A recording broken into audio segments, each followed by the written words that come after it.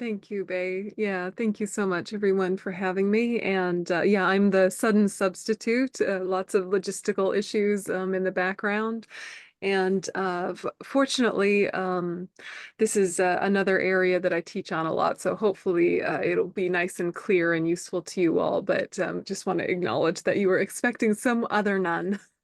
And we are not all the same, but you'll get good stuff out of all of us, I'm sure, such as it is. So, my just to kind of give you some background on hospice, in Australia, there's a really amazing situation in Brisbane called Karuna Hospice, and I worked with them on and off over the years, sometimes voluntary, sometimes employed, sometimes accompanying other monastics. And they're a really unique situation that I think would be so beautiful to replicate in the States because they have this kind of call out ability where they have spiritual carers, they have regular counselors, they have highly trained volunteers, they have this whole kind of network of support that can go to people's houses and support them at the end of life, as well as in the hospital. And so there's versions of this throughout the States, bits of it here and bits of it there. But I really feel like if folks at Ocean of Compassion and folks across the States could kind of band together and think about ways to create something like this, I think it would be incredibly beneficial for people. And in the meantime, you have your Dharma centers and you have your local hospices and your local resources that are all quite relevant. And a lot of the resources are very readily accessible. In working with the dying as a monastic, sometimes you're asked to do things before you know what to do. And it turns out that is also the case for lay people, right? That somebody might ask you to support them through a critical time, and you feel ill prepared. You have your life wisdom, you have your professional wisdom, but when you're right in the face of a dramatic moment, what can you bring forward? And what's going to make you feel confident? What's going to make you competent to really assist someone in critical life stages? Because sometimes we're just thrown in the deep end. So, this talk tonight, I hope we can just kind of flesh out some things that are really going to give you that kind of competence and that kind of confidence to support people at the time of death and also to feel more secure yourself. So, just with that kind of disclaimer, let's go ahead and set our motivation. So, if you want to just come into your body, be very grounded, present in your physical experience for a moment, the weight of your body on the chair, the sensation of your breath.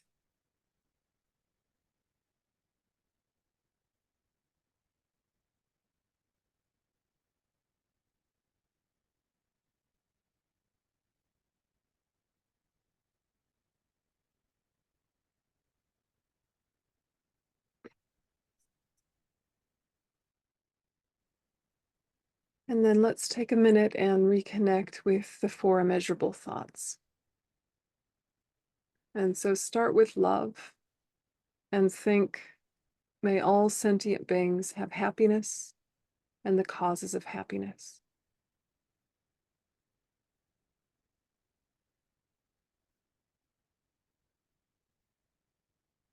And connect with compassion. May all sentient beings be free from suffering and the causes of suffering.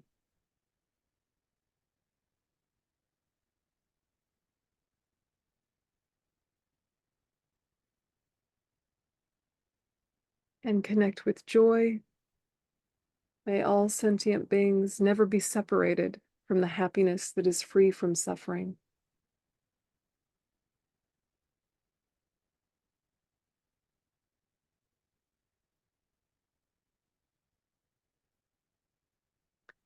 And equanimity. May all sentient beings abide in equanimity, free from hatred, attachment, and indifference.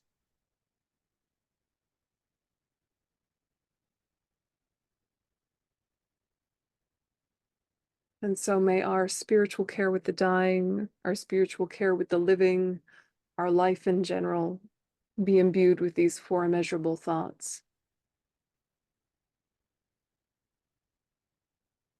And may all of this inner and outer work lead to the fulfillment of our fullest potential, enlightenment for the benefit of all sentient beings.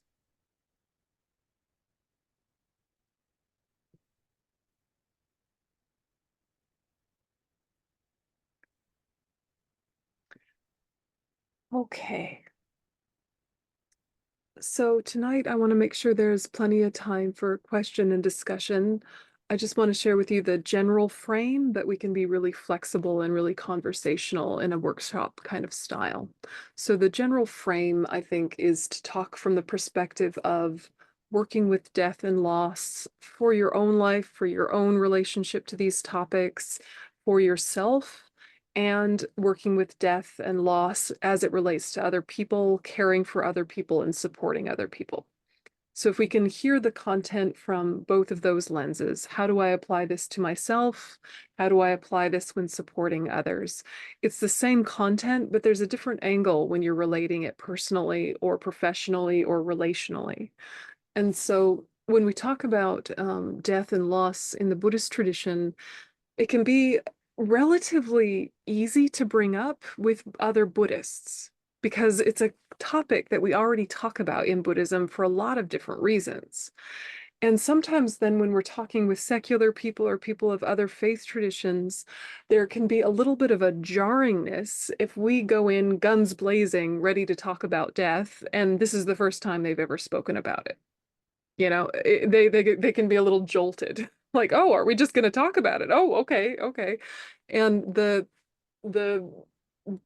that can create a barrier, or it can create a tension, or it can just kind of make the atmosphere a bit jarring. And so one of the first things that my spiritual care mentor taught me, Venerable Children, one of the first things she taught me was really consent language.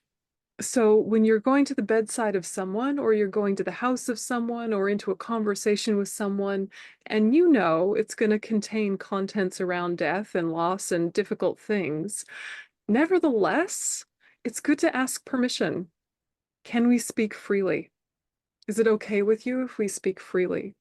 And that advice, this is 15, 20 years ago, she told me this. It has stuck with me because it has held me in such good stead of, instead of kind of going in guns blazing of, okay, so we're talking about death. What's your plan? What's your practice? And being kind of a little too comfortable with the topic in a way. Um, Having that sensitivity to really see, where is this person's comfort level with the topic itself in general, not just how it relates to them in their life. So consent language is one of the first things I wanted to flag. So when you're entering into a space, is it okay if we talk openly? Is it okay if we speak frankly?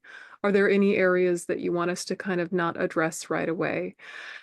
And just kind of having this asking permission vibe, for lack of a better word, I think can really create a very strong relationship and respect with the person that you're supporting. Because you're saying, this is your life, this is your death, the pacing of this is up to you. You still have control, even if you feel a little out of control because your body is not cooperating in the way that it did when it was healthier or younger. So things that you can do to help people feel stability and security sometimes are just as simple as asking permission, asking for consent when moving into areas that might be sensitive. Yeah. So when we do this work, the question that I want us to ask ourselves is, what supports confidence and competence? Right? Confidence so that you don't feel wobbly when you're entering into a space, and competence that actually can facilitate a really good atmosphere for people to have the best possible transition and for their loved ones to have the best possible experience for a difficult situation. So if we're supporting others, we need to really consider some things. So this talk's going to speak to the internal and external skills and tools that we can develop as spiritual practitioners, both in care positions for others and for our own journey of mortality. And so working with death and loss, we ask, what supports navigating our own death process skillfully? What will we bequest to our future self? What legacy do we want to gift those around us, bearing witness to our process? What supports skillful responses and care for others going through the death process? And what informs the quality of our presence? So these are just some questions to ask ourselves, if, both as an individual and with someone supporting others, is to kind of do that pivot back and forth of how are we viewing our own process and what are the things that are genuinely helpful? Yeah. So for ourselves, the first thing really is as simple as deepening refuge. Simple intellectually. In terms of practice, refuge sometimes doesn't get the time that it deserves. Because it's so easy to understand, we kind of take it for granted that we have it. But then when difficulty arises, we might not find that same inner resiliency and reliance that we thought we had. So, refuge that brings real peace can be seemingly simple, short, and profound thoughts that steady, anchor, and orient you at big times of transition like death. They need to be developed steadily and consistently in your regular life to kick in during upheavals. So we can't really procrastinate or put off deepening refuge and just hope it's going to kick in at the nick of time. It's something that needs to be an ongoing inner conversation that's gradually building depth, gradually becoming more vast, so that when push comes to shove, it's really there for us. So we need to cultivate consistency. Cultivating consistency involves a type of a gentle discipline, which is very good for ourselves, but we sometimes resist. Something that my own teacher used to say is that Westerners kind of stop trying once they understand something. Yeah. And once you understand something, you can begin, right? But for us, once we understand something, we're like, oh, okay, I've done that topic. I get that topic. Understanding it means you can actually start practicing it, not that you're finished with it. And so refuge is one of those big topics like that where we really want to ask ourselves, what is our real relationship to this topic? Because this is the thing that is going to most fundamentally inform the quality of our presence with others, and definitely is the thing we need at the time of our own death. So we want to ask ourselves, who or what are the three jewels to me as an individual? So when we sit with refuge and we think, okay, the Buddha, the Dharma, the Sangha, we know the analogy that the Buddha is like the doctor and the Dharma is like the medicine and the Sangha is like the nurses. Okay. But for me, how do they actually land? How do they actually resonate? How do I connect with these things? So reading about my practice personified can be a boost. Asking ourselves, do I want to explore or deepen Guru Yoga? And keep showing up to what engages you. So gurus, mentors, role models, the use of biographies are skillful ways to amplify one's own refuge. But if we think of like technically from the Lam Rim literature, the stages of the path literature, the causes for refuge are kind of bold, provocative words, fear and faith, but not fear in a kind of creepy, heavy way, but a genuine apprehension of, if you do not train your mind, it will not just naturally get better. It's a healthy fear of what your untamed mind will create for yourself. And then it's faith, not a blind faith. It's a faith based in conviction and logic and reason and experience that applying the tools and techniques of the Dharma actually has a transformative effect on your own mind. So then what you actually take refuge in is your own mental transformation. So the health is yours. The mental health, the spiritual health, the emotional health is yours. The Buddha, Dharma, and Sangha didn't give you health. You had the potential for health. And then in listening to the doctor and his prescription and taking the medicine correctly and having the support of the Sangha, you come to your natural birthright of health in terms of the spiritual health of your own mind. and in more than just health, development, strength, moving into the potential of this mind.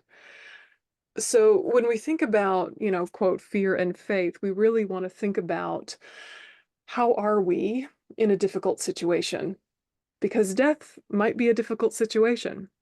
So we want to think about the last time things were really hard for us, when we had very bad news or something very unexpected came. What was our mental reaction? Did we level up or did we fall apart? And either way, it's workable. Like, we don't have to blame ourselves or praise ourselves. It's just important knowing. In my own example, I remember when I was 18, I was in a terrible car accident, really life-threatening car accident. The car was written off. It was really epic. And as the other car was coming towards me, everything kind of went into slow motion, those times where time slows down. I had time to think of so many things, and I didn't remember my refuge. Yeah, at 18, I did not remember my refuge. I'd been Buddhist since I was, early teenager, but it didn't kick in. What kicked in was, oh gosh, this is gonna hurt. And then the windshield was cracking, and I thought, oh, that's pretty how the windshield is cracking. I mean, random thoughts, nonsense thoughts, but nothing that would have been of particular benefit if I had died then, and I really could have. And so I took that moment as kind of a little bit of a wake-up call that my practice was not as integrated as I hoped it would have been. And what I want is to take an example like that for all of us and to think, all right, what are ways to reinforce what we already believe and to use what we already believe to protect the mind from the habits of the afflictions? Because when you die, friends and family cannot directly help you. They're just conditions. Medicine environment cannot help you. They're only conditions. The fundamental thing that will protect you from mental suffering is your own mental development and the skills you've developed internally. And then those other conditions can help remind you of that and bring that forward. But you cannot be injected with spiritual insight, right? So when we think about developing refuge, to give ourselves just a little bit of oh, right.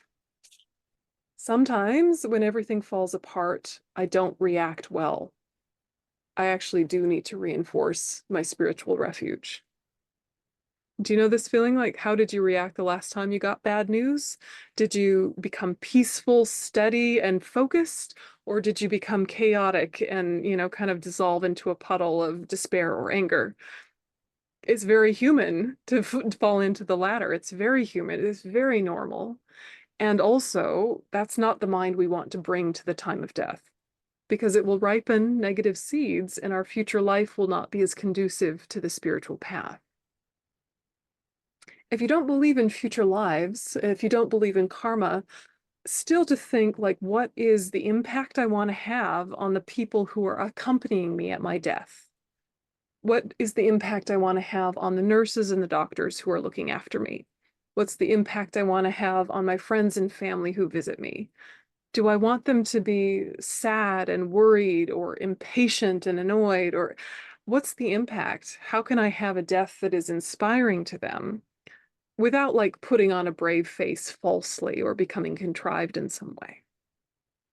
So these are all the kind of questions to ask yourself to really touch the kinds of fears that can arise for people at the time of death. So even if our own death is quite far away, we actually have no idea, it could happen tonight. But even if our own death is quite far away, we want to touch the sort of things that are triggering in such a way that when we help someone else, we're not distracted by our own stuff when trying to help them. Do you know what I mean? So what we want to be able to do is use our own stuff in such a way that it creates pathways of empathy, that it creates more ways of deepening compassion, and that it actually helps a relatability, yeah, not a dissonance, not a being triggered. So you need to make a little bit of peace with your own fears, a little bit of brutal honesty with your own gaps, because when you're with someone else struggling, your own stuff will come up. Yeah. Any thoughts so far or questions so far, particularly about connection with refuge and how that might help you at the time of death, or help you help others at the time of death?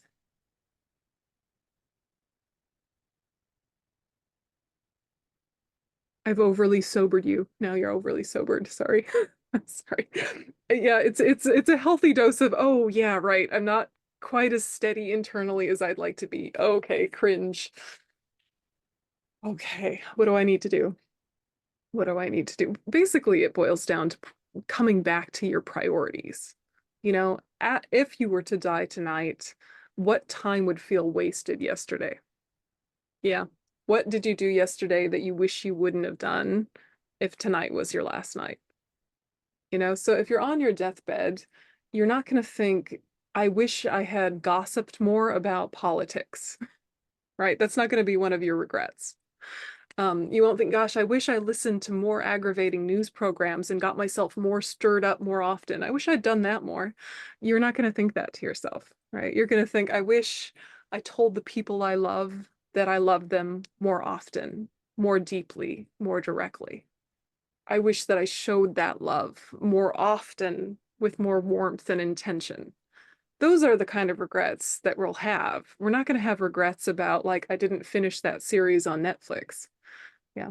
So, kind of bringing the truth of your own death into your daily life is something that really helps you refocus and reprioritize. Yeah, it shouldn't be heavy. It should be, in a way, liberating because you free yourself from all of this kind of frivolous minutia. Yeah, but it's really hard to do that unless you remember death is coming. The time of death is completely uncertain. Healthy people die before sick people all the time. Young people die before old people all the time. We know that intellectually, and yet there is some part of us that feels like we're going to live to a ripe old age and die quietly in our sleep with no pain, having tied up all our loose ends. Like, that almost never happens. That is not the way death usually goes. So just kind of sitting with your own death is such an essential part in being able to be there for others. Yeah, and the best thing that you can do for both yourself and others is explore connection with your spiritual refuge.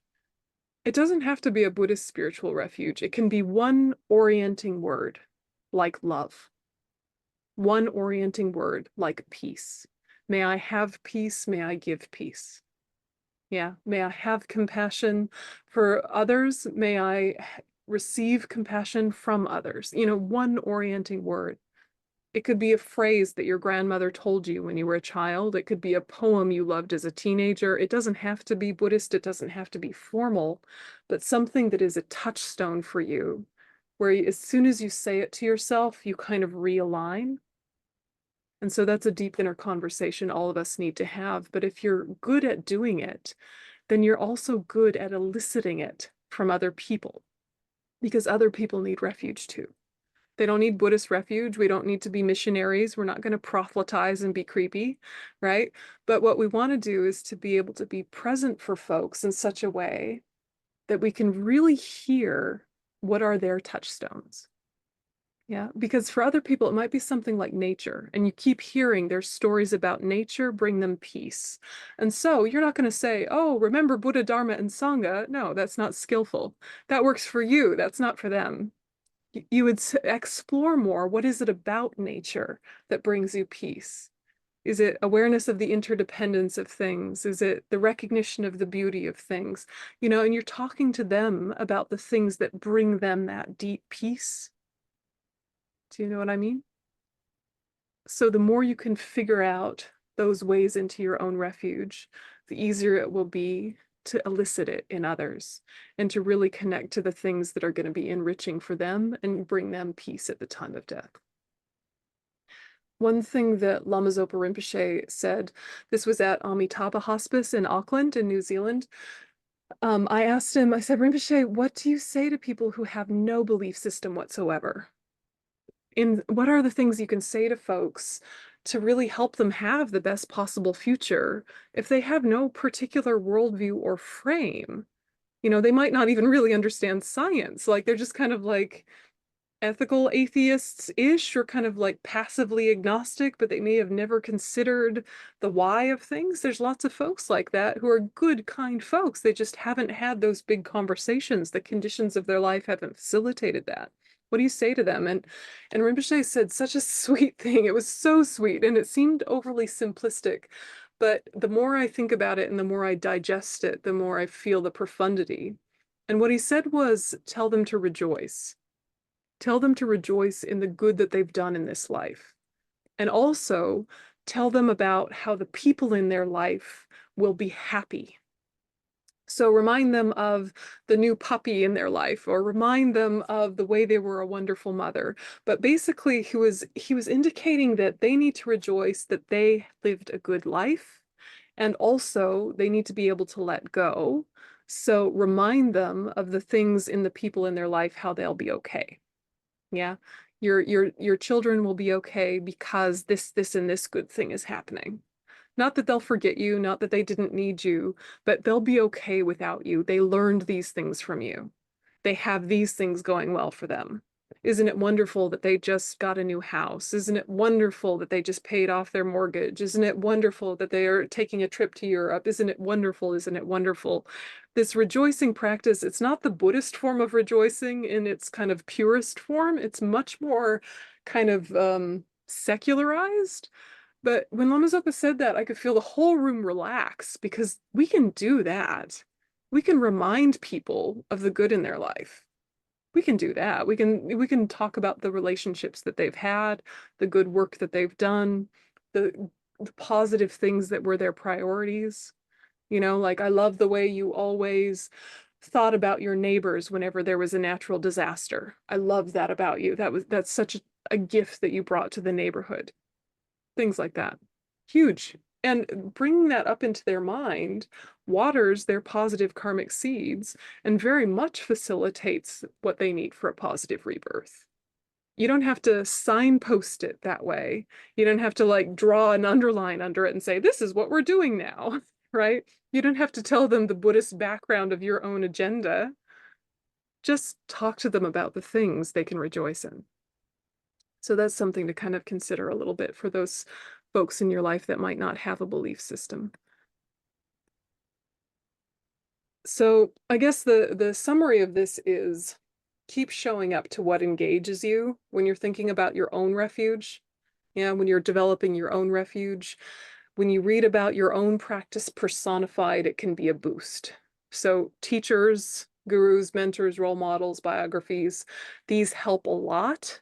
But basically, keep showing up to what engages you with your path. So remembering the causes for refuge and ways to engage more intentionally with refuge, we're trying to think, do I use the fact of my own death as fuel for the spiritual practice? It could be. Do I use the fact of my own death as the fuel for the spiritual path that it could be? So am I procrastinating my personal preparations for death? It's an important thing to sit with a little bit. We have to have some hard conversations with ourselves. Do I need more meditation on just the Four Noble Truths or the Three Marks of Existence and other teachings that kind of stimulate or reinforce my renunciation, my determination to be free from samsara? What are ways to kind of get focused about using my own death as fuel for practice? So the recap of just working with ourselves is that real internalized spiritual refuge builds confidence in our own relationship to death and loss. Yeah, real internalized refuge builds that confidence. And then healthy awareness of our own relationship to death and loss informs the quality of our presence when supporting others. So, of course, 9-point death meditation, 8 stages at the time of death meditation, thinking about impermanence, all of these things are really, really good. But if you're kind of orienting it as at the time of death, what are the thoughts that will protect me from my own negative states of mind, from my own fear, from the pain that might be in my body? What are those touchstone words and phrases that I can really rely on? Maybe it's a mantra. but just kind of really sitting with it and getting specific about it, and then repeat, repeat, repeat. So in preparing for your own death, before we move on to supporting others in theirs, are there any thoughts that are coming up in preparing for your own death that you're feeling comfortable to share? Yeah, Jai, go ahead. Hi, thank you. Look, one question I haven't resolved is I know that, the odds are, particularly if you're in pain at the end of life, the medicos will want to give you pain relief, right? I'm concerned about, look, for me, losing consciousness because I want to be there. Uh, the other dilemma I have, because I have some experience working in palliative care with nurses whom I love dearly, if they were in pain watching me being in pain, Mm. I would have a problem with this. Now, I'm working on that a bit, but I would like to know your point of view about that because it seems real. You're suffering and you wanting to, or you're accepting it, and they're watching you and they're training and they're young, most of them, right? So they don't want to see you in pain. Yeah. It's too horrid. So tell me how to think about that. Yeah, it's an important consideration for sure. I think that sometimes we make it too complicated, and all you have to do is just tell them. Say, it might look like I'm really struggling, but my relationship to pain is actually not too bad. I have a lot of mental strength and resilience, and so it might look like I'm in a great deal of discomfort, but actually, that's just my body. My mind's okay. You can sometimes just say it to them. You could also say, can we have some agreements or some cues of when the pain does get too much for me to actually be focused and when I'm now ready for some pain relief? Because having pain relief is not like negative in and of itself, is it? It's just that if you're trying to meditate deeply, definitely it can cloud certain types of clarity and focus. But pain can can also cloud clarity and focus. So that sweet spot of like, what's the right amount of pain relief? It's a little bit of a catch-22 and a little bit out of our hands. So unless you're a very, very advanced meditator, what's going to happen is that your most habitual thoughts will arise. And if generally speaking, when you're in a bit of physical pain, you're able to manage the tendency towards grumpiness and the tendency towards kind of self-pity and the tendency towards excessive self-focus, then you're going to be fine. And if right now in your life, when you're in physical discomfort, you immediately go to anger and you immediately go to lashing out and self-centeredness, it might be better if they give you pain relief earlier. I mean, definitely like work on your anger issues and your relationship to pain now, but don't expect yourself to change radically. Give yourself the best possible conditions to ripen positive seeds. So pain relief is not bad, but what you want to do is be able to have conversations with your loved ones now so that they can talk to the healthcare professionals if you're not able to. And then if you're, already in hospital, talk to them directly and say, I know it might be distressing to see this or this symptom, but those symptoms for me are not a big deal.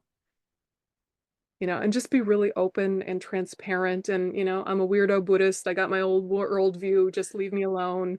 This is my wish. And I know it might be a little triggering to watch, but it also might be interesting to see another way someone views their own process of dying. I like So, it. That's yeah, helpful. I'll yeah, just also put a pitch in, and I'm sure everybody's got it in America, advanced care directive of some yeah, kind, which yeah. clarifies that so when the professionals get it and you're not able to articulate it, it's there. So, yeah. Yeah, absolutely. And, I mean, it gets said, but it needs to be said again and again, which is talk to the people in your life who are going to be responsible for you if you suddenly decline and tell them what you want.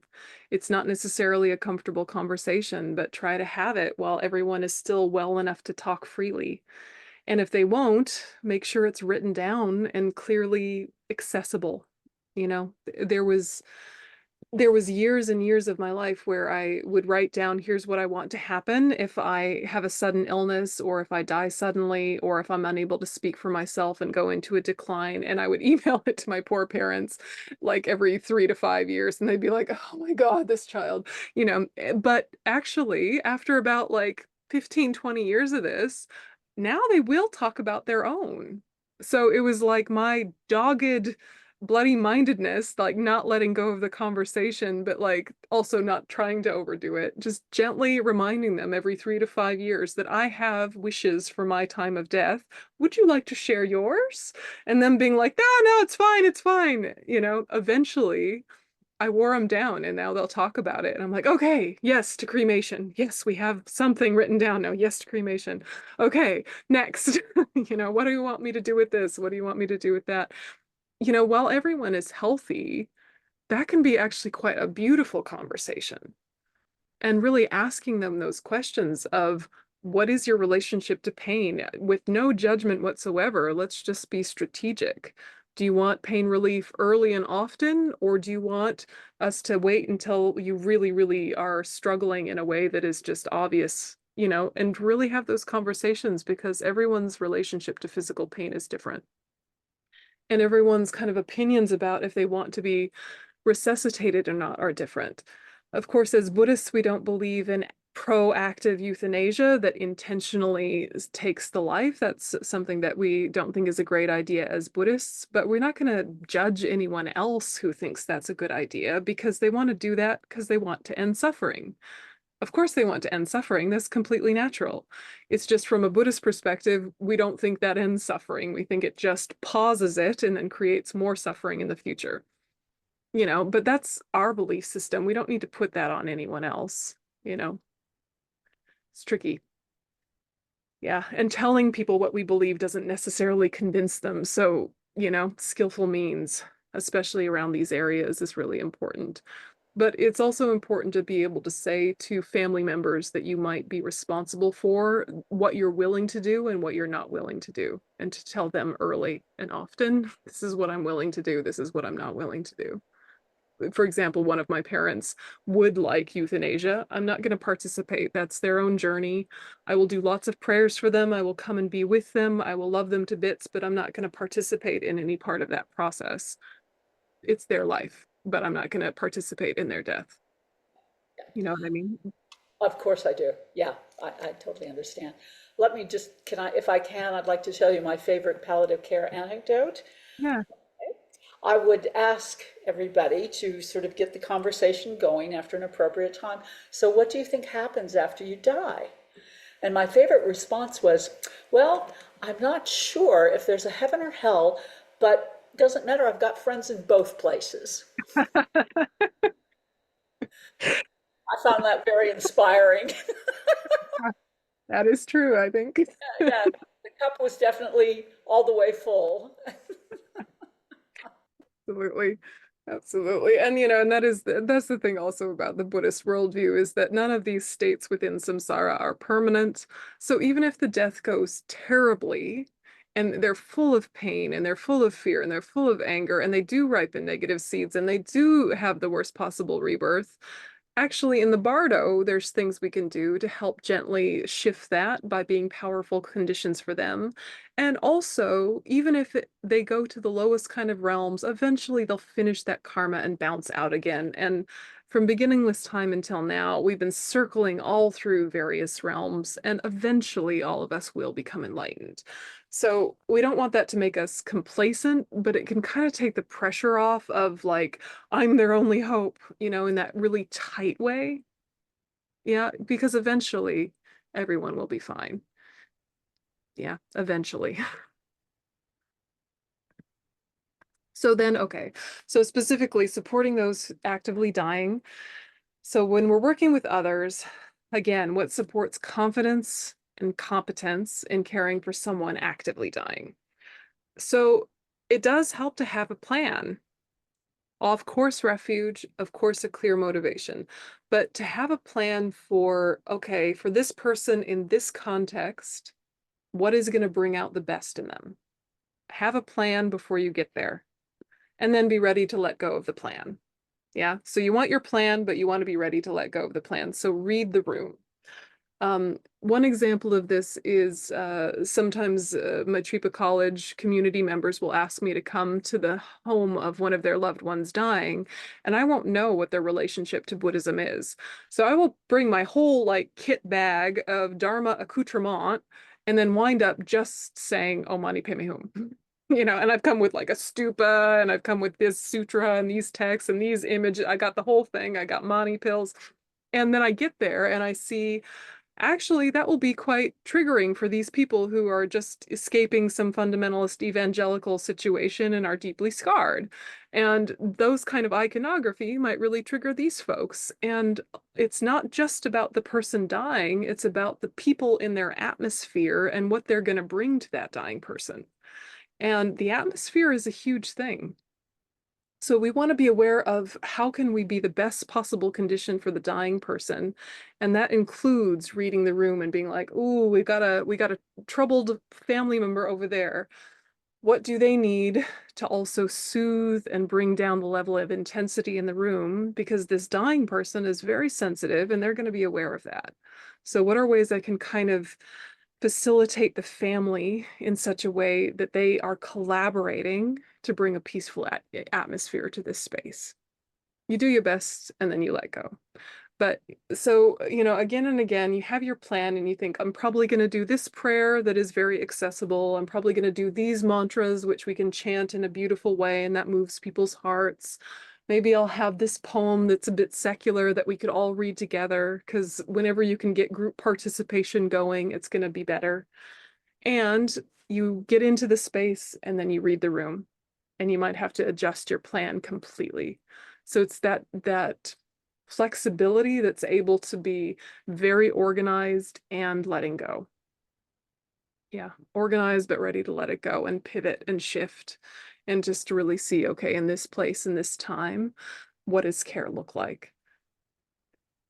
Yeah, and reading the room doesn't have to be rocket science. You're just kind of scanning, like, does it feel tense? Does it feel sad? Does it feel peaceful? Ask some very basic questions.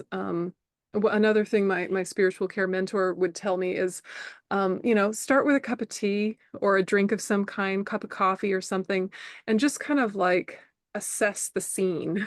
Right. Now, if this is your own family, that's much easier. If it's your own family, you can read the room really easily. But if it's strangers, you might have to point to some piece of art or point to some family photo and ask questions about it, just to kind of get a sense of what is this family like and what are the priorities of this family. So you're just kind of asking quiet cup of tea kind of conversational questions, but you're using that both to break the ice and to gather information. Yeah. When it's your own family, you have to kind of make sure you're not being the expert of death, even if you are the expert of death, right? Because they are going to find that obnoxious and it's going to be a whole drama, right? So you're not the expert of death. You're just that cousin or that nephew and niece or that daughter or that sister who they know and love and find slightly exasperating. You're the same person. You're just the one who's comfortable having this conversation and trying to like bring out that comfort level in everyone else. So one of my favorite deaths was my maternal grandfather.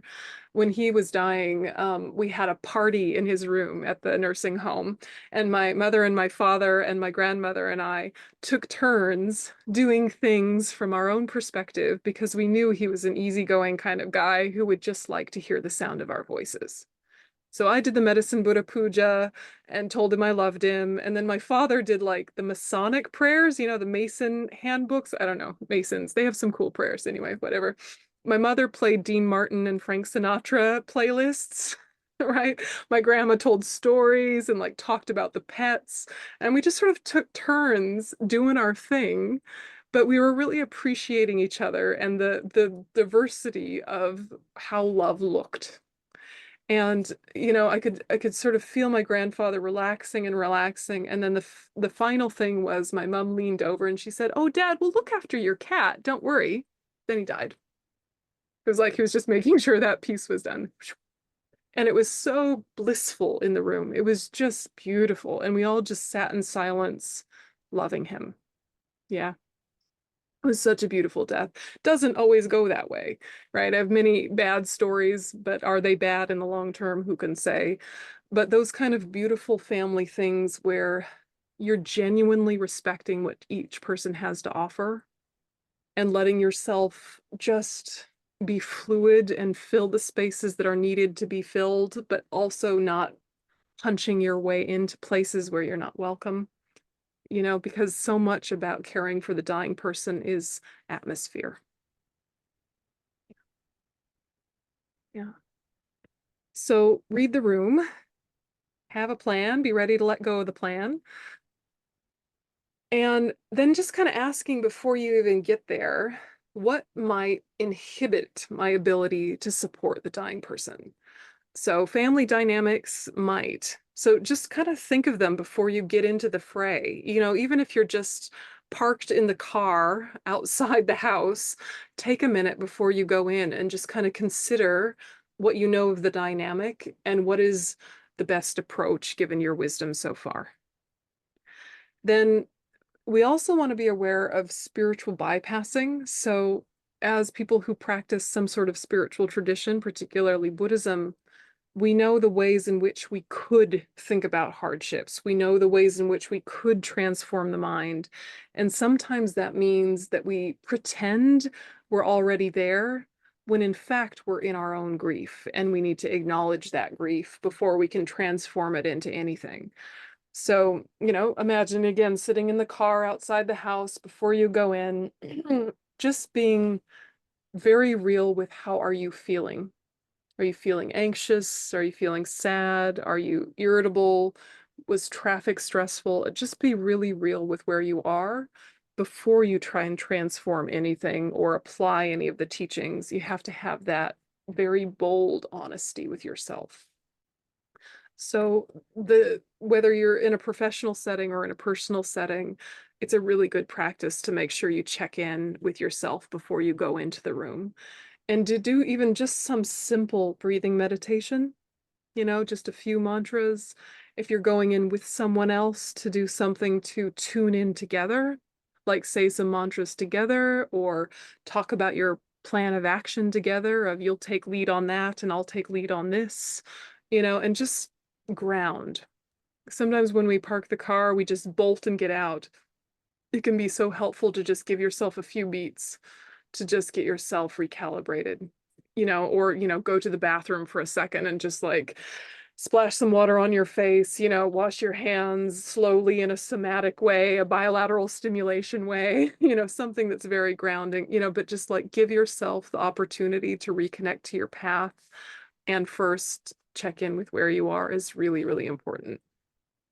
So when you're caring for others, make sure you keep that like self-care in the deepest, most Dharma way, ticking along in the background, because the better you are in yourself, the better your quality of presence for others, and the more of your tools are going to be accessible to you. So family dynamics, spiritual bypassing, these two can really inhibit our ability to support the dying person.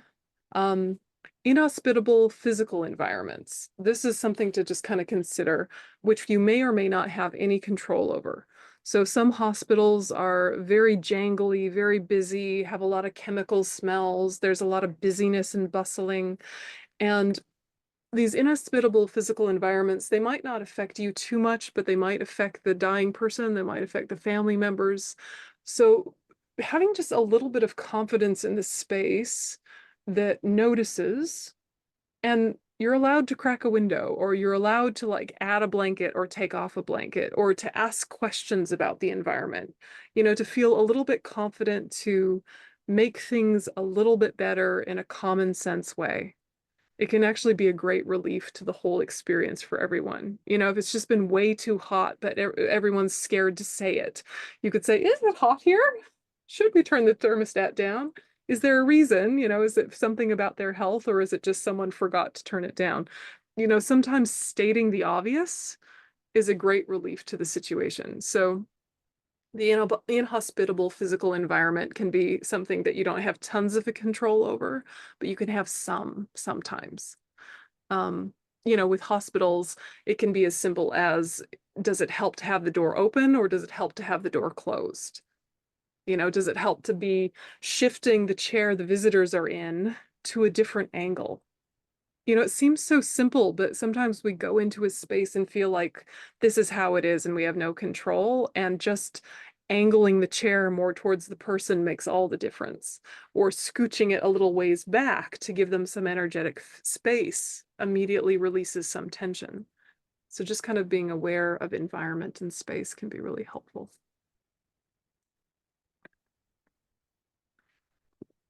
And then, yeah, in the presence of distressing smells, some people are more affected by this than others, and this can be, the smell of the person themselves. They may have lost control of their bowels. They might be having the like dying person breath. There can be, different sort of things related to any kind of disease. And so, just kind of sitting with, thus far in your life, do these things get to you or not? If you're someone who's worked in healthcare, they probably don't hit you at all and you don't mind and you're fine.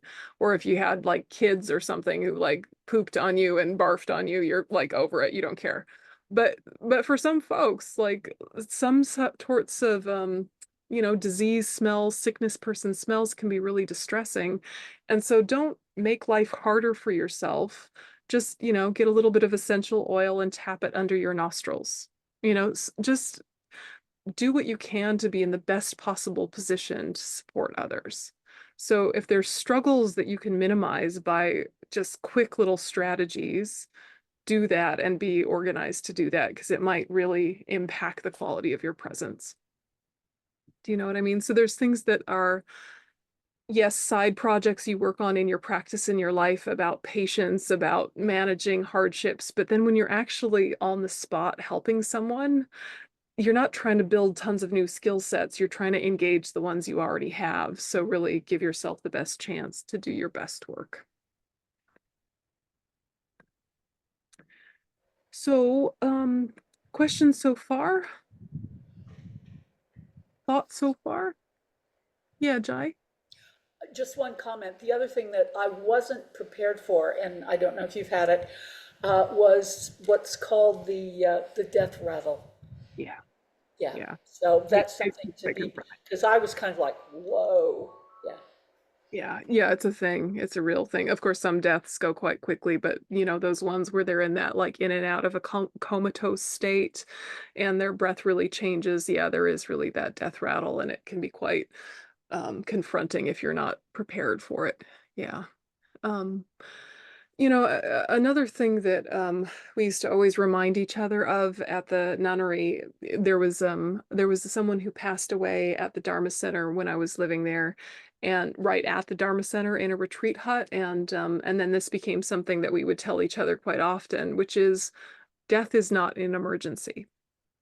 Yeah, death is not an emergency. It's already happened. It's already happened.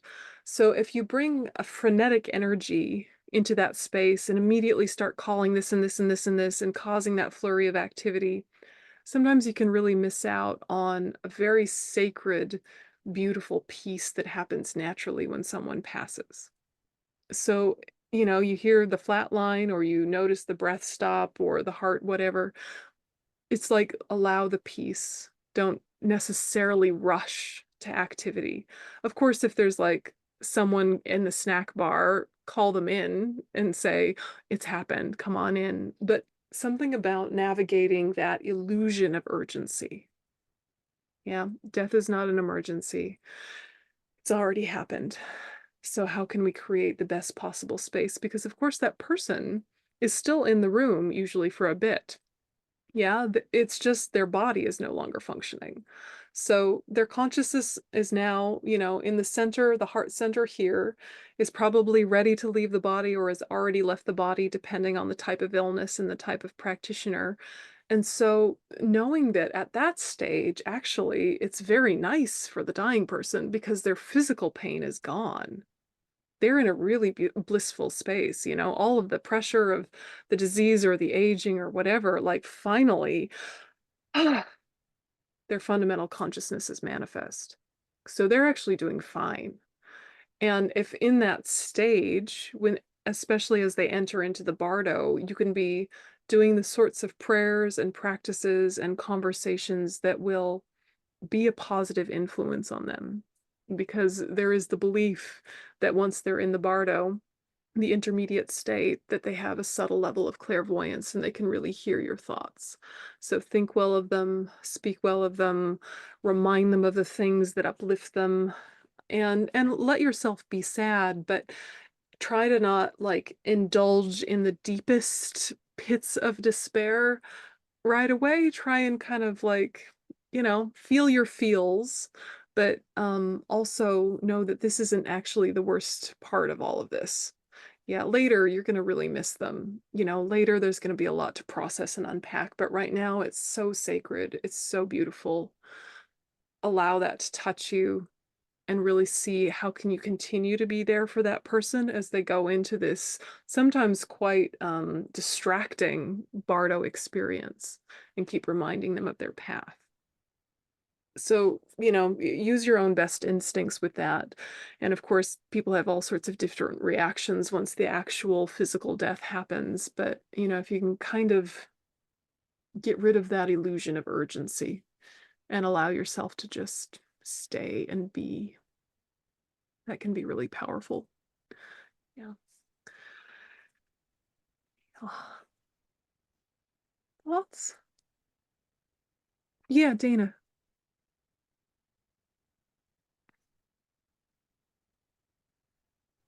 Okay. I was wondering, since the part of death is so important that the room be quiet and to be peaceful, is it better just to not have anybody there?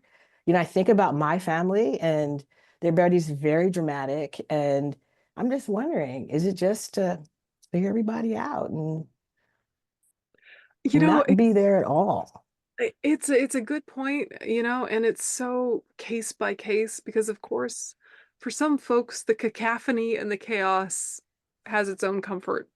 It's like life's rich pageant. Here's my messy family. I love them. I love them with their hysteria. I love them with their drama. I love them with their whatever. And for some people, that would be quite distressing. And so, if you can have those conversations before the last minute and really ask the person, do you prefer peace or do you prefer we stay with you, warts and all, noise and all? What do you prefer? I, Hmm. what's tricky for the dying person are people that are saying, "Don't go, come back." That particular version of drama is the least effective one.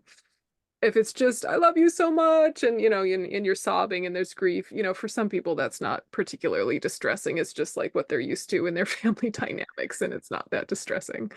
But the please don't go or the please come back, that Right. can be a little hard.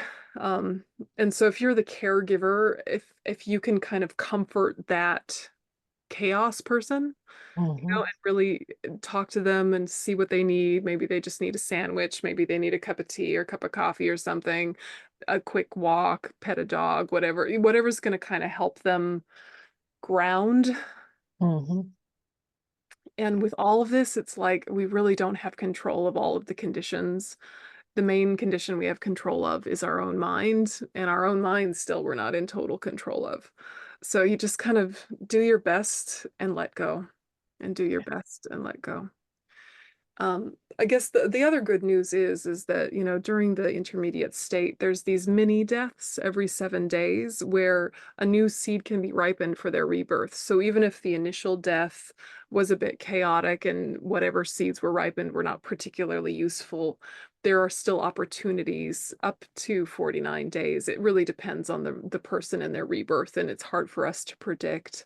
But if you kind of think, I can keep talking to them as the dust settles, once the funeral has passed, once, the different relatives have left, I can keep talking to them in my mind and reminding them of their path. And that can actually still be quite beneficial to them and they can hear me. So that can be a useful thing too, is just kind of, okay, this is going to be a rough couple days, but don't worry, I'm still here. I'm still here. I'm still talking to you. I'm still reminding you, and I'm not going to leave you. And, Yeah, and even, years later, you can do Gelongma practices. There's all sorts of things we can do for folks, even if the immediate situation was not ideal. So there's also that. Yeah. Yeah. Thank you for that. Yeah. We But have a question in the yeah, Gampa. sure. Hello, my name's Kate, and I'll raise my hand so you can see me. Um, I I love my cats, so I talk to them a lot. And one thing that I think is fun is to talk to them about what they'll do when they're humans. Because I Mhm. think in cat form is very limited. They can't do much. But I see things they like, and um this is relevant to the discussion. I'll get to that in a second. But for example, one of my cats loves when I cook, will observe cooking and all this other stuff, right?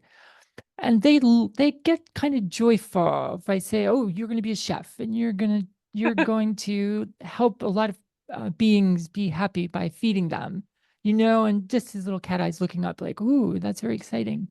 But then it had occurred to me that this is a very helpful thought of like, well, if we do have these opportunities to keep living somewhere else, then we can always do another thing that we really think would be helpful. And if this life, maybe we didn't get the chance, the next life we could get that chance. We could hope, oh, I would like to be put in a position to help the most people. And I didn't know, depending upon people's beliefs, this might not be helpful. But in what circumstances do you talk to the dying? And you said you'd like animals, or at least I think you said you'd Yeah. like animals. Do you talk to animals about things like this when they're dying? And what cases might it be useful to talk about next life or what's next or what your hopes are, something like that? Yeah, yeah, it's an interesting question. I mean, I love animals very much, and I have three cats, just full disclosure. Um three cats. Also five geese, and I don't remember how many ducks and many chickens, and it's a whole thing, it's a whole farm. It's out of control. We're working on it. And for the animals, it's like they cannot study, they're not practicing, they are accumulating lots of negative karma, but it's not as negative as if we were doing it. So, my cat killing a mouse is not the same karma as me killing a mouse, obviously, right? But what we can do for our animals is really think in terms of how much we're building a karmic connection with that sentient being. That when we're all human again, it will ripen as kind of a natural affinity and affection. We've already had the experience of people we've met in this life feeling familiar the first time you meet them. Because they all are familiar. You just don't remember the last time you were together. They might have been your pet, you might have been theirs, right? But there was some strong karma created in previous lives. So with our pets, I think anything you say to them from kindness is helpful. And if you can tell them mantras, that can place great imprints on their minds. And the specifics, I think, just let it be whatever feels organic to you. The kindness is what is felt. Different sentient beings are able to process different kinds of information and words, but I think that all sentient beings feel intent. So if that intention is just, may we have a positive connection, may you have a positive rebirth, I think that that kind of warmth is really felt and really beneficial. When it's other people, say people that are curious about Buddhism and they wonder what might happen next, I really tentatively, very gently might explain Buddhist ideas, but I also want to be really sensitive to how difficult it is to process a whole new worldview at the last minute. Kind of giving someone a whole spiritual path right at the time of death is not going to be effective. And so, what are the key points of Buddhism that I see them resonating with that they might actually be able to integrate that are like a tie in with the beliefs they already have?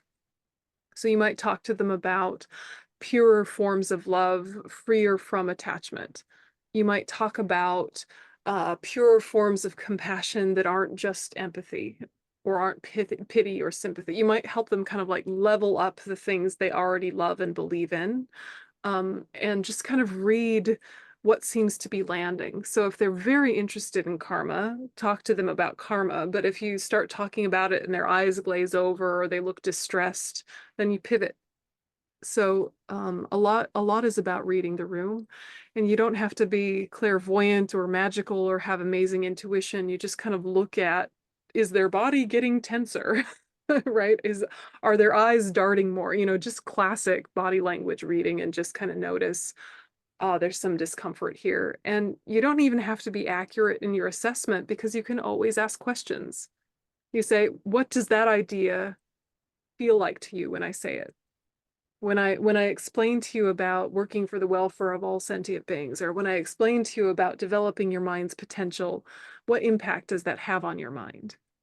So you ask them, you know, you don't have to guess, you can just ask them. And if they're not able to speak, you just kind of watch their facial expressions. And I think that if you're asked to help someone who's no longer verbal, and which does happen sometimes, especially if you're like a hospital chaplain or something, you're asked to come to the bedside of someone, get as much information as you can, but you might not get a whole bunch.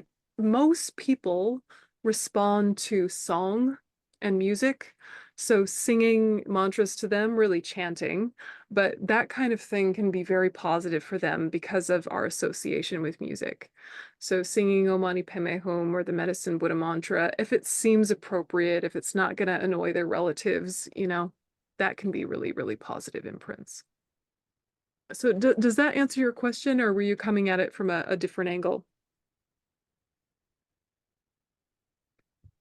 That answers my question very well, but with one small follow-up. Um, Sure. what would you do if it were a Buddhist that you were helping? Would you talk more directly about that, or do you still read the room in the same way? Yeah, I mean, for people that I know well, you know, like for some people I know that if I tell them stories about His Holiness the Dalai Lama, it will make them happy and it will move their mind towards refuge. And that's all I've got to do. You know, and for other Buddhist friends, talk to them about, you know, Arya Tara and do Tara praises. You know, for some of my monastic friends, we love to do Lama Chipa, the Guru Puja. And so doing that will really kick in their connection to all the stages of the path. But, you know, for someone who's Buddhist that I might not know well, I would just ask them questions like, what's your favorite teaching? What's your favorite sutra? And really, what do you want to bring forward into your future life? You know, of the Buddhist tradition, what lights you up, you know? And it's not about putting down any teachings or neglecting any teachings. It's about really riding the wave of momentum they've already created. Because the closer someone gets to death, the less kind of bandwidth they have for tons of nuance and detail. So you want to really get to the core and the simple, because they might not have the mental space to really get into much elaboration. Depends on what stage of their illness they're at, but just something to consider, you know, more depth, less expansion when we're getting to those stages. So I, you know, I often ask people, what about the Buddhist tradition do you like, or what about the Buddhist tradition really makes your heart open? And then kind of, okay, so then picture yourself in your next life, you know, the sort of family. Imagine that your family is ethical and kind and supports your altruistic work. You know, imagine that your body is happy and healthy. You know, these can help. It can help, but you know, there's a lot of conditions we don't have any control over. So just kind of thinking about whatever works for them. Of course, people in the Pure Land tradition, you talk to about Amitabha Buddha Pure Land, and you know, Pure Land is an amazing idea. It's like heaven, but with work. Heaven with work. So, you know, it's like everything is conducive for your spiritual path. You can study anything from all of the amazing Buddhas and Bodhisattvas. You can get your practices done. You can purify everything, and everything is conducive for the development of your mind. And Amitabha's Pure Land, you can be reborn into as an ordinary person with no particular qualities or realizations. You know, it's the ripening of your past good karma together with your aspirational prayers. So some people want to be reborn in a pure land. Some people want to be reborn as human again and pick up where they left off. So it's just thinking, whatever is next, may it facilitate my spiritual path. Whatever happens, happiness or suffering, may I be able to take it on the path to awakening for the benefit of all sentient beings. So you have kind of a hope held lightly, like a hope for another human rebirth or a hope for a pure land rebirth, held lightly, and then just keep connecting to refuge, because that's going to help ripen the best seeds. Yeah. Yeah, Marian. Hi. Um, my question has to do with I'm a caregiver for my husband, and I think there's a lot of anger because he has lost control of his life and his independence. And I'm really trying to practice patience, but honestly, sometimes it's just so hard because um, there's certain, I don't know, he's just resistant to certain things. Like right now he has to wear a heart monitor and they want him to wear it for 14 days, and he's going like, well, I only want to wear it for 5 days. So a part of me just feels like, okay, you're going to take it off in 5 days. But um yeah, I guess my question is, I'm not sure how to respond with more compassion and patience when I don't know, I think it's the loss of his life as it was, Mm. and not being able to accept a pretty dramatic change and control. um yeah, I mean, I don't know, I'm sort of bumbling here, but it's Oh no, it's I think it's very relatable. It's very relatable. yeah, so it's just been um yeah, like he was in and out of the hospital, and he actually was in hospice care for a few months, and then he got better, and then he was released, and so he's been home for about a year now. But I guess I'm just having, yeah, I think kind of sometimes the negativity, or yeah, I guess it's like negativity, or just wanting to be in control, like even making his appointments. And he wants to make the appointments and then he can't hear, and then it's like gets, it's Yeah. and it's just kind of like I'm It's hard to hold. It's hard to be the one holding someone going through that. It's hard to be the one going through that, but it's also hard to be the one holding someone going through that.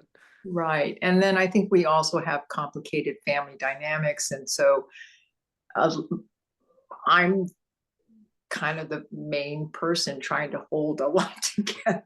I mean, we do have caregivers coming, and for a while I felt like I was a project manager because there was OTPT caregivers 7 days a week, and it was just like, okay, I want to run away to retreat.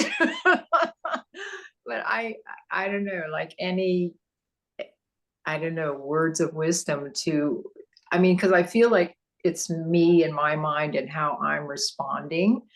Yeah. And so I feel like, yes, Marion, that's really good that you recognize, it's like what's going on with you and your response. And I feel, because I realized, well, someone else could just totally not be in as much reaction. But I think my karma here is, a big lesson right now. Well, you want to be kind to yourself about all this because, the first thing that happens when you're caring for someone so often in that kind of dynamic is your world gets small. Your world becomes these little tasks and these set of people and this room and this house. And when the world gets small, small things really get to you. They really get to you. And for him, it's like he wants some sort of control. So many things are out of his control. So he's going to get obsessed about petty small things because there's so few things he has control over. And so I think one of the first strategies is to just really recognize the tiny pressure cooker that everyone is in, and to think of what are ways to get a breath of fresh air and relief and perspective, because you have plenty of wisdom to bring to this situation and plenty of Dharma knowledge, I can tell just by how you're talking about things, but it doesn't kick in because everything is shrunk into this small space. Mm. So, what are ways to build in perspective, breath, release.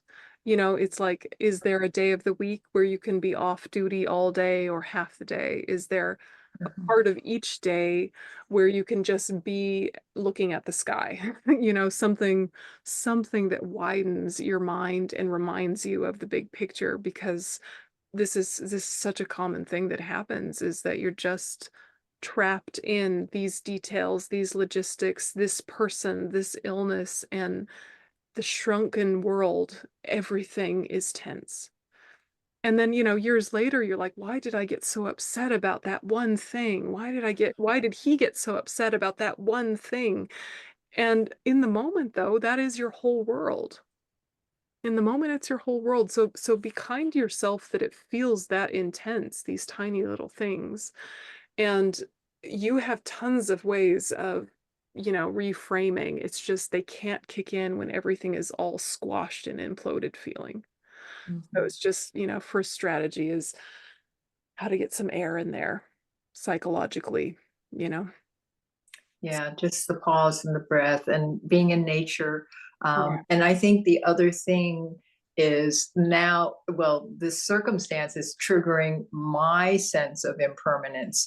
And yeah, I mean, yeah, I've been, really trying to contemplate impermanence, but now this is like in my face. And then, um, yeah, and so I feel like there's this other dynamic of me Mm, reflecting on my own impermanence and death. And, I keep thinking, I hope if I get sick, I can always remember to say please and thank you. yeah. Yeah. But I mean, so then this other thing is going on, like with me feeling sort of triggered because of reflecting on my own death and what do I want. And it's kind of, you know, Yeah. there's a Yeah. lot going on here. Oh yeah. Oh my gosh. And even to just consciously doing that, you know, like what does he need for his death? What do I need for mine? What does he need for his death? What do I need for mine? And Mhm. you know, that itself can bring a type of perspective, but also a type of like panic, like will you be cared for properly? Will your refuge kick in, et cetera, et cetera. And you know, you can spin out. And something about coming back to what has been consistently true for you in your life as an orienting vision. You know, is it love? Is it compassion? Is it peace? Is it the lack of inherent existence? You know, is it some Mhm. deeper philosophical concept that actually frees you up and really helps you look at things from another lens? Is it something like all of this suffering is exhausting eons of negative karma? All of this care I'm offering is creating the cause to be cared for in either this or future lives. You know, something that makes you view the hardship through the lens of patience or thought transformation or lack of inherent existence or karma or whatever is your entryway into taking the pressure off. You know, so you have your teachings that resonate for you. And so thinking, when I've thought about hardship and it's been helpful, what are the teachings that really bring that home for me? You know, and at the same time, making sure someone is helping you with the laundry sometimes, or someone is making sure you're getting fed properly, not just him. And, you know, like asking Yeah. what you need in those practical ways, you're allowed to ask for help. And sometimes it won't come the way you want it. And that's so frustrating. But it's one of the hardest things you can do, I think, is caring for a loved one in their last stages of life. I think it's one of the hardest things. And it feels funny sometimes to say that because there's someone that you love and this should be this precious time. And sometimes that precious time is not fun. You know, sometimes it's really Yeah. hard and it almost feels embarrassing to even name it, how hard it can be, but deeply transformational, you know, But deeply. yeah, I mean, I feel like I'm really learning a lot, and it's really actually forced me to look at things in the Dharma lens, through a Dharma lens. And but I almost felt embarrassed to bring this up, in your talk, because I feel like there's a bit of shame that I'm not handling it better, which I understand that's just, my mind saying that. But yeah, I mean, it's it's a huge lesson for me. I mean, I guess I guess I'm just trying to embrace that. Yeah, and then the karma with with my husband, it's like, anyway, thank you so much. I appreciate what you've offered, and I take your words to heart. Thank you. Yeah, no, thank you for sharing that. It's really relatable and it doesn't get talked about as much as it could be. And I think if more people shared their experience as carers of loved ones, you would feel a lot less alone with all of this and probably a lot less shame with all of this too. It's a lot, it's the whole thing of the whole person and all of their kind of warts and all stuff comes forward and all of their unintegrated bits kind of show themselves more coarsely and it's a lot and it's a beautiful beautiful thing to offer another sentient being. My goodness, it was such a kindness, a deep kindness, but another part of that kindness is being good to yourself and sounds cliche but it's true. You got to take care of yourself. Yeah. Yeah, and talk to people and talk to them candidly and frankly about what's driving you crazy and I think what can really save you in times like this is, yes, refuge and also your sense of humor, you know? Like something I always know that I'm a little far gone in my afflictions when I lose my sense of humor.